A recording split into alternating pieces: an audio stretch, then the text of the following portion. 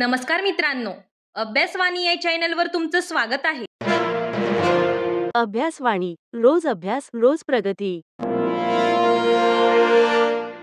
मागील लेक्चरमध्ये आपण ग्रामपंचायत स्थापना, सदस्य संख्या म्हणजे सदस्य आले आणि काही कारणास्तव गेले, पण या सगळ्यांचा कारभार पाहणारे पदाधिकारी म्हणजे सरपंच आणि उपसरपंच यांच्या निवडणुकीत नुकताच एक बदल झाला आहे आणि हा बदल परीक्षेसाठी अत्यंत महत्त्वाचा आहे. 14 जुलै 2022च्या बदलानुसार सरपंचाची निवड थेट जनतेतून होते, म्हणजे मतदार सदस्यांनाही मत देतात आणि सरपंचालाही थेट मत देतात.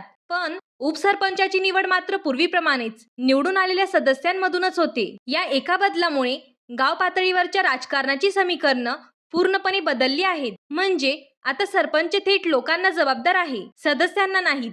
आता तुम्हाला प्रश्न पडला असेल, या पदासाठी काही शैक्षणिक अट आहे का? हो आहे. वय 21 वर्ष पूर्ण तर हवंच, पण ज्यांचा जन्म 1 जानेवारी 1995 नंतर झाला आहे त्यांच्यासाठी किमान 7वी पास असणं बंधनकारक आहे. आणि या थेट निवडणुकीत जर वाद झाला तर दात कुठे मागायची, इथे एक सूक्ष्म फरक आहे जो लक्षात घ्यायला हवा. सरपंचाच्या थेट निवडणुकीबद्दल वाद असेल तर निकाल लागल्यापासून 15 दिवसांच्या आत दिवाणी न्यायाधीश म्हणजे कनिष्ठ स्तर यांच्याकडे तक्रार करता येते आणि त्यांच्या निर्णयाविरुद्ध जिल्हा न्यायाधीशाकडे अपील करता येते. पण जुन्या पद्धतीप्रमाणे सदस्यांमधून निवड झाली असती तर जिल्हाधिकाऱ्यांकडे दाद मागावी लागते. हे सर्व ठीक आहे.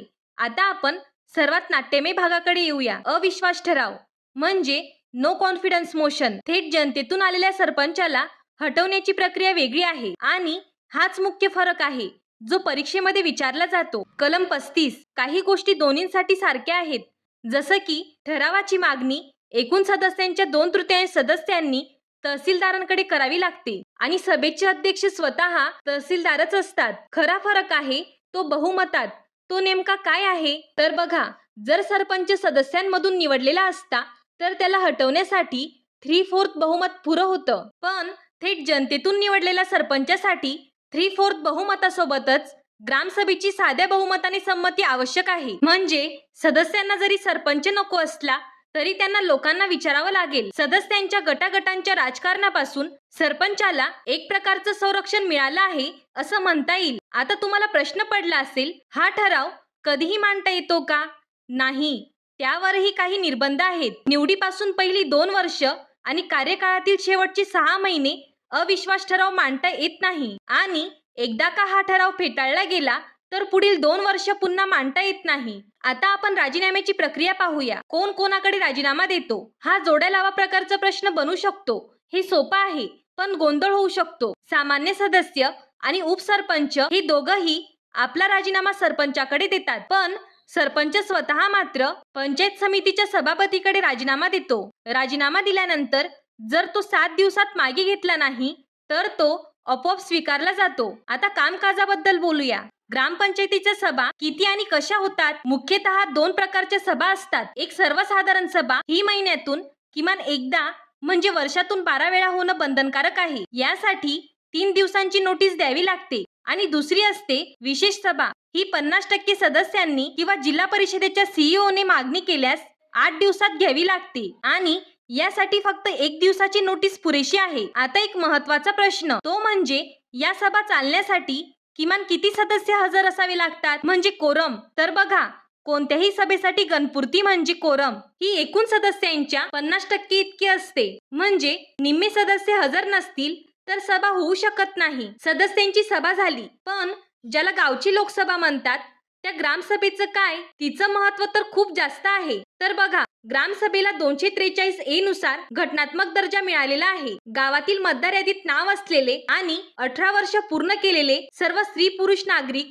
ग्रामसभेचे सदस्य असतात. ती खरा लोकशाहीचा आत्मा आहे. तिच्या बैठकांबद्दलचे नियम खूप कडक आहेत आणि ते असायलाच हवेत. एका आर्थिक वर्षात किमान 4 सभा घेणं बंधनकारक आहे. त्यातली पहिली सभा आर्थिक वर्षाच्या सुरुवातीला म्हणजे एप्रिल-मे महिन्यात व्हायलाच पाहिजे आणि कोणत्याही 2 सभांमध्ये 4 महिन्यांपेक्षा जास्त अंतर असता कामा नये. आणि ही जबाबदारी थेट सरपंच किंवा उपसरपंचाची असते आणि यात कसूर केल्यास त्यांचं पद सुद्धा रद्द होऊ शकतं. आता प्रश्न उरतो, ग्रामसभेच्या गणपुर्तीचा नियम काय? यासाठी एकूण मतदारांच्या 15% किंवा 100 मतदार यापैकी जी संख्या कमी असेल ती गणपूर्तीसाठी ग्राह्य धरली जाते. दारूबंदीचा ठराव करणे किंवा विविध शासकीय योजनांची लाभार्थी निवडणे हे ग्रामसभेचे अत्यंत महत्त्वाचे अधिकार आहे. दारूबंदीच्या ठरावाबद्दल एक विशेष अट आहे. दारूबंदीचा ठराव करायचा असेल तर गणपूर्तीसाठी 50% महिलांची उपस्थिती अनिवार्य आहे. हा एक खूप महत्त्वाचा मुद्दा आहे. ग्रामपंचायतीचे काम खूप मोठे असते. ते सोपं करण्यासाठी काही समित्यांची तरतूद आहे. कलम 49 नुसार ग्राम विकास समिती स्थापन करण्याची तरतूद आहे. या समितीत 12 ते 24 सदस्य असतात. तिची रचना ही खूप विचारपूर्वक केली आहे. यात ग्रामपंचायतीचे 50% सदस्य महिला असणं बंधनकारक आहे. सरपंच या समितीचे पदसिद्ध अध्यक्ष असतात आणि ग्रामसेवक सचिव म्हणून काम पाहतो. आता वळूया आर्थिक बाबींकडे. पैसा नसेल तर कोणतीच संस्था चालत नाही. आता आपण ग्रामपंचायतीचा बजेट आणि ऑडिट बद्दल बोलूया. तर बघा, सरपंच हे अर्थसंकल्प म्हणजे बजेट तयार करतात आणि 28 फेब्रुवारी पर्यंत ग्रामपंचायती समोर मांडतात. या बजेटला 31 मार्च पर्यंत पंचायत समितीची मान्यता मिळवावी लागते. पण इथे एक गंमत आहे, ती म्हणजे पंचायत समिती हे बजेट फेटाळू शकत नाही. ती फक्त त्यात बदल सुचवू शकते. अंतिम निर्णय ग्रामपंचायतीचाच असतो. आता प्रश्न येतो की ग्रामपंचायतीला पैसा कुठून येतो? मुख्य स्रोत कोणता? एक महत्त्वाचा स्रोत म्हणजे जमीन महसुलातून मिळणारं अनुदान. सरकार जी जमीन महसूल गोळा करतं त्यातील 30% रक्कम थेट ग्रामपंचायतींना अनुदान म्हणून मिळते. आणि हिशोबाच्या पहिले जर उत्पन्न 10,000 रुपयांपर्यंत असेल तर ग्रामसभा तपासणी करते. पण उत्पन्न 25,000 पेक्षा जास्त असेल तर स्थानिक लेखा निधी म्हणजे लोकल फंड ऑडिट विभागामार्फत त्यांचं जंगशिक ऑडिट होतं. आणि शेवटी या सगळ्या प्रशासकीय कामाचा कणा तो म्हणजे ग्रामसेवक. त्याची भूमिका काय असते तर बघा, कलम 60 नुसार ग्रामसेवक हा ग्रामपंचायतीचा प्रशासकीय प्रमुख असतो. तो लोकांचा प्रतिनिधी नाही तर शासनाचा प्रतिनिधी आहे. त्याची नियुक्ती जिल्हा परिषदेचे मुख्य कार्यकारी अधिकारी म्हणजे CEO करतात. म्हणजे तो जिल्हा परिषदेचा वर्ग 3 दर्जाचा कर्मचारी असतो. त्याचं वेतन जिल्हा निधीत म्हणजे डिस्ट्रिक्ट फंड मधून दिलं जातं, ग्रामपंचायतीच्या निधीतून नाही. आता प्रश्न येतो, त्याची मुख्य कर्तव्य कोणती? तर बघा, जन्ममृत्यूची नोंदणी करणे, बालविवाह प्रतिबंधक अधिकारी म्हणून काम पाहणे, ग्रामपंचायतीचा निधी म्हणजे ग्राम निधी सांभाळणे आणि विविध करांची वसुली करणे ही त्याची काही प्रमुख कर्तव्ये आहे. थोडक्यात तो सरपंच आणि प्रशासन यांच्यातील एक महत्त्वाचा दुवा असतो. तर आज आपण सरपंचाची थेट निवडणूक, अविश्वास ठरावातील बदल आणि आरक्षणाच्या तारखा यांसारख्या महत्त्वाच्या मुद्द्यांवर आपण विशेष लक्ष दिलं. आपण कायद्याची चौकट आणि परीक्षेचे मुद्दे तर अभ्यासले, पण या चर्चेच्या शेवटी एक विचार करण्यासारखा प्रश्न उरतो. कायद्याच्या पुस्तकात लिहिलेली ही आदर्श व्यवस्था आणि गावातील प्रत्यक्ष राजकारण व समाजकारण यात किती अंतर असतं? हे कायदे आणि नियम गाव पातळीवर खरंच लोकांचं सक्षमीकरण करतात की फक्त सत्तेच्या संघर्षाची नवी केंद्र निर्माण करतात? यावर प्रत्येक उमेदवाराने नक्कीच विचार करायला हवा.